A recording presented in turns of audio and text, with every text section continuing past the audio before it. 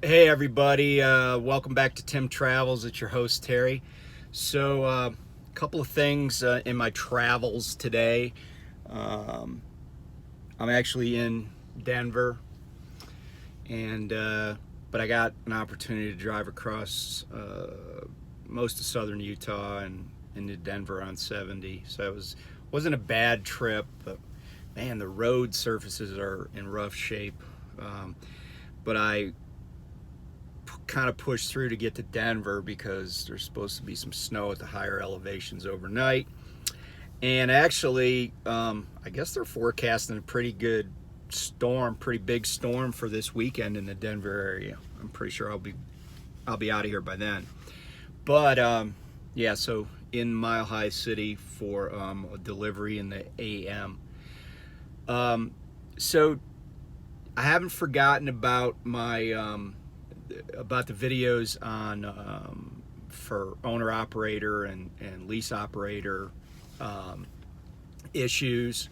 The next episode on that is going to be on insurance, but I did want to just take a minute to put out a video on a couple of things that or one big thing that I noticed. So the ATA, the American Trucking Association, which is essentially the membership of the ATA is trucking companies. They have told the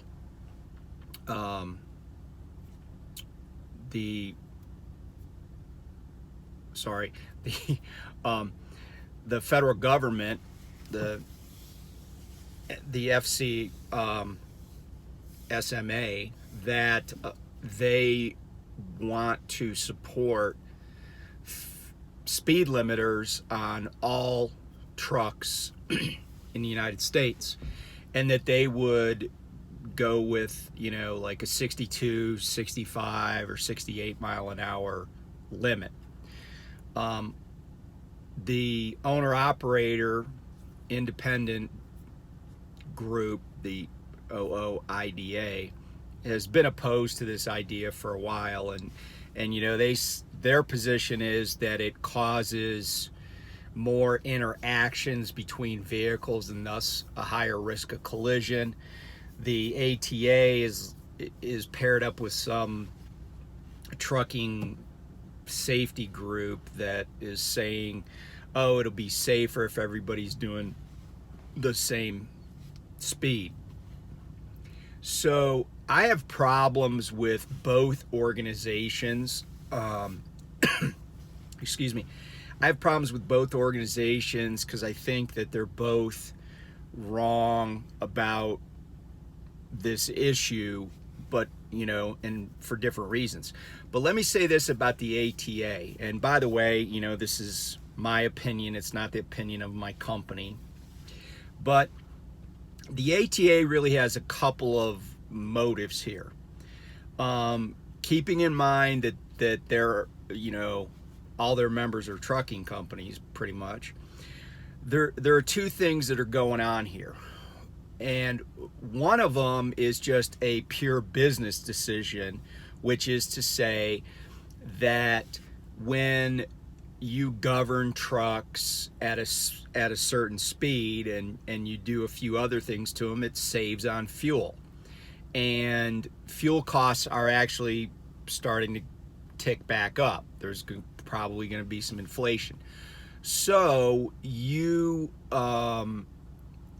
get benefits by having drivers at a set speed and having that speed be lower. That's one part of that's part A of the first reason. Part B of the first reason is that when everybody has to drive the same speed, the companies that want to drive the slowest and have historically been slower than other companies, they had, not as much ammunition, if you will, when they were recruiting drivers. So if a driver thinks it's really important to go, more than 65, then there's a limited universe of company driver jobs at decent sized companies with financial stability, companies that can run people in all sorts of different locations. So if you wanted to run faster, but you want to work for a big company, then your options were limited. So for example, I think Prime has company drivers at 62 miles an hour. TMC, I think that's also their policy, 62 miles an hour for company drivers. There are some other companies out there that I think run below 65, like May, out of Oregon. And then there are a gazillion companies at 65. A lot of big carriers are at 65. Knight is, Swift is, and then then like for instance my company, we're at 67 plus we have Pass Smart, so sometimes you can go up to 70 for a little period of time. So we're faster than even at 67 we're faster than the vast majority of trucks out there. ShipX, and I don't know how many trucks they have, but it's a pretty decent sized company. I was actually right down the street from their terminal yesterday. They run at 70, and they do a lot of long haul back and forth across the country. So running at 70 might be a selling point for their people that they're trying to recruit. And then obviously if somebody's independent, they just go whatever speed they feel like going. And I've met some people that worked at companies that were at like 74, private fleets or whatever. So that's the other part of, that's the B part of part one. But part two is a little more insidious on the ATA's part. And I think what part two is that the the speed limiting is anti-competitive. And what I mean by that is this. Let's say that there's a small carrier who gets business based on speed of delivery. And, their drivers, they expect their drivers to go faster than 65. Like, for instance, a lot of LTL companies run at 70, it seems. I know UPS, a lot of UPS trucks go by me. Estes, at least when I was there, they were 70 on cruise for their drivers. There are a lot of companies that are in that space that run faster than 65. But if you could limit everybody, then the companies that are already running 65 probably have an advantage. And the reason is because what's in their wheelhouse right now is business that is run at 65 miles an hour. But if you were used to running 70 or 72 or 74 and you were running teams and you were selling that speed to delivery, then once you're even Steven, once you're pari passu with everybody else in terms of how fast you can go, you lose any competitive advantage that you might have had from being able to run faster and wanting to run faster. So if you were like, oh, we're expedited and we really get stuff to the, your shipments move fast, you don't have that advantage anymore. And so then the question is, how do you make money, right? Because if everybody's running 65, the biggest companies, the companies that are scaled the most and don't have to rely on high price shipments, can price those other carriers out of the market. And even a company that, in companies that pay less but let people run faster, they're going to be at a disadvantage. So I understand what the Owner-Operator Independent Driver Association is trying to do. They just want to be able to run.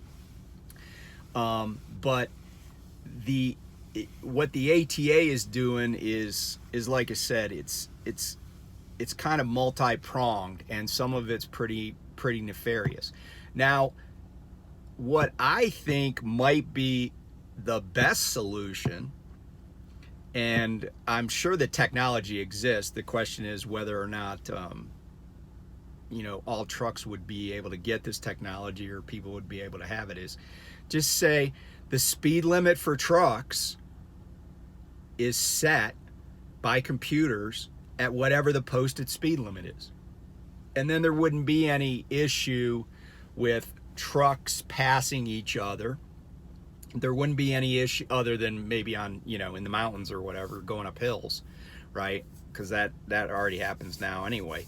And there would be less issue with just four-wheelers, because theoretically everybody's supposed to be doing the speed limit. So if all the trucks were already only doing the speed limit, that would probably be a good thing. I mean, I got to admit that when I'm in like Utah and the speed limit's 80 and I'm doing 67, it is a little bit of a concern, because I check my mirrors and look back a few seconds later, and somebody that I didn't even see, like they were on the other side of the hill or the other side of the curve or whatever, next thing you know, they're like right next to me. It's a little disconcerting to have that much speed differential. But obviously companies aren't going to be like, oh well, let's drive 80 so we can keep up. So I don't know what the best answer is, but I'm pretty sure that what the ATA is proposing is probably not it. So love to hear your thoughts and comments. Please subscribe, like, comment, and like I said, we'll have this other video out here shortly, so we can pass on some good information about personal insurance as well as corporate asset insurance. And I think that'll be useful information, because my experience in that industry tells me that a lot of people don't know all the varieties that are available to them. So hopefully you'll be able to tune in for that too. So good talking with you. Stay safe. Hopefully there won't be too much more snow, and I'll catch you next time.